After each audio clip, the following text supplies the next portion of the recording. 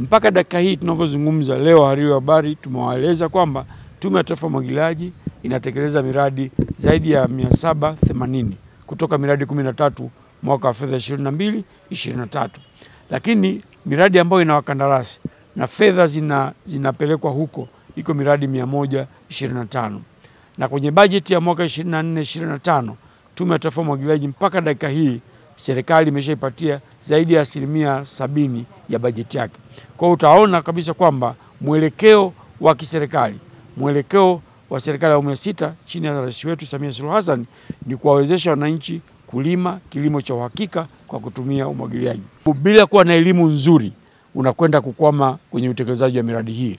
Changamoto ndogo ndogo zipo, lakini tunajitahidi kuwaelimisha wananchi waelewe umuhimu wa miradi hii, na kwa sababu miradi hii inatekelezwa kwenye ardhi zao, ni mali yao wao, ni mapenzi ya serikali yao kuwafanya wabadilishe kipato chao. Naitwa Ibrahimu Yamora, ni mhariri wa gazeti la Mwananchi.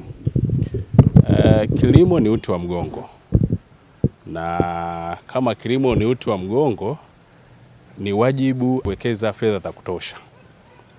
Na unawekezaje kwenye fedha? Unawekezaje kwenye miradi? Ni kwa kuboresha mazingira ili wakulima waweze kulima kisasa, kwa maana kulima kwa kumwagilia. Na ili muweze kulima kisasa, lazima tume ama taasisi zinazohusika na masuala ya kilimo ziwezeshwe. Sasa Tume ya Umwagiliaji inatuonesha kwamba pamekuwa na tume kwa muda mrefu na bajeti yake ilikuwa iko chini. Tukiangalia bajeti 2021 ilikuwa bilioni 51, ilikuwa haitoshi. Lakini sasa imefika bilioni 380. Unaona ni jinsi gani ambavyo bajeti inakuwa. Tukiwa na miundombinu ya kuwezesha wakulima kulima kilimo cha kisasa cha umwagiliaji, maana yake tutakuwa na kilimo cha mara kwa mara, sio kutegemea misimu ya mvua. Kwa hiyo itawafanya wakulima kuzalisha chakula cha kutosha, kwa maana tutakuwa tuna hifadhi ya chakula, watalima kwa ajili ya biashara. Mwisho wa siku kilimo kitachangia kwenye pato la mtu mmoja mmoja, pato la taifa, na kila mmoja atafurahia maisha. Naitwa Joyce Shebe, ni mhariri wa Clouds Media Group na ni mwenyekiti wa Chama cha Wanahabari Wanawake Tanzania TAMWA. Wanahabari mara nyingi tunajifunza vitu vipya, na ili tuweze kuwa bora ni lazima tujifunze ili tuweze kutumia kalamu zetu sawa sawa kuelimisha Watanzania.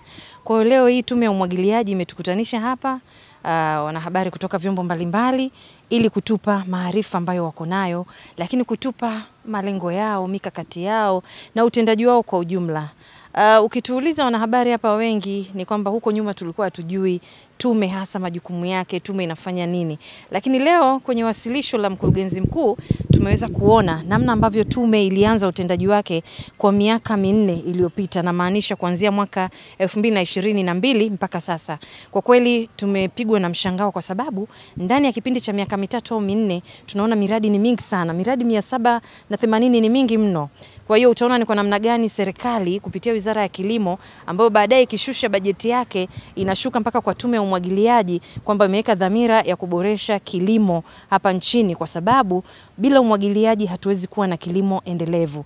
Na sasa hivi watu wote tunashuhudia changamoto za mabadiliko ya tabia nchi. Kwa hiyo ni vizuri tukajipanga, lakini pia kuwekeza kwenye rasilimali watu, kuwekeza kwenye elimu, kwa maana ya wananchi wapate elimu ili kujua kwamba tunatakiwa kuhama na kukitegemea zaidi kilimo cha umwagiliaji, ili tusipoteze muda. Ndani ya mwaka watu waweze kulima zaidi ya mara moja, na hii italeta tija kwenye kilimo. Lakini pia tutatembea na ile kauli ya Mheshimiwa Rais kwamba Tanzania iwe ghala la chakula ikibidi duniani.